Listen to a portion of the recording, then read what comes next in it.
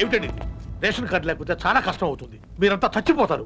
16 ఏళ్ల క్రితమే చావవలసిన వాళ్ళం నరసింహుడు పెట్టిన ప్రాణభిక్షతోనే బతికాం. నరసింహుడు అతని అమ్మ నాన్న చేసిన త్యాగం ఊరున్నంత వరకు ఊపిరినంత వరకు మేము గుర్తుపెట్టుకోవాల్సిందే. మా ఊరు ఏరు పక్కన ఉంది. ఒకనాడు ఏరు పొంగి సగం గ్రామాన్ని మింగేసింది. అప్పటి నుంచి నరసింహుడు తండ్రి రామచంద్రుణ్ణి కట్టె కాపలాగా పెట్టాం. అకాల వర్షంతో ఒకరోజు ఏరు మళ్లీ పొంగింది.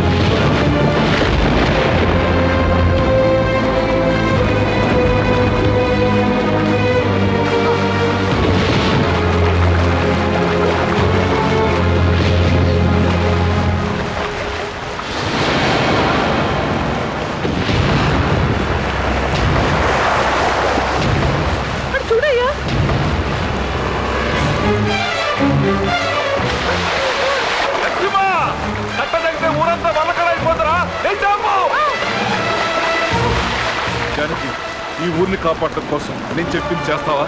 ఏంటండి?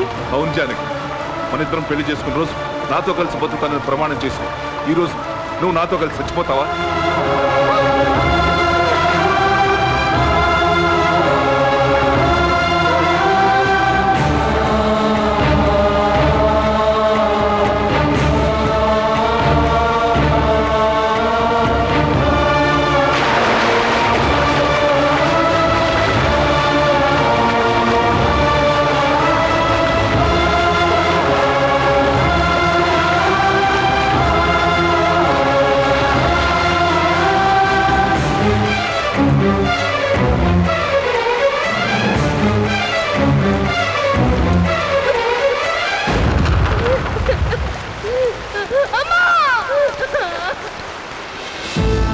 ఊరి కోసం వాడి తల్లిదండ్రులిద్దరూ బలైపోతే నరసింహుడు అనాథగా మిగిలిపోయాడు.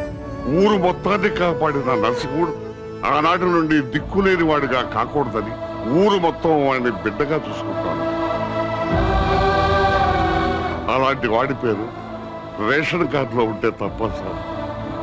ఈ గ్రామస్తులందరినీ క్షమాపణ కోరుతున్నాను.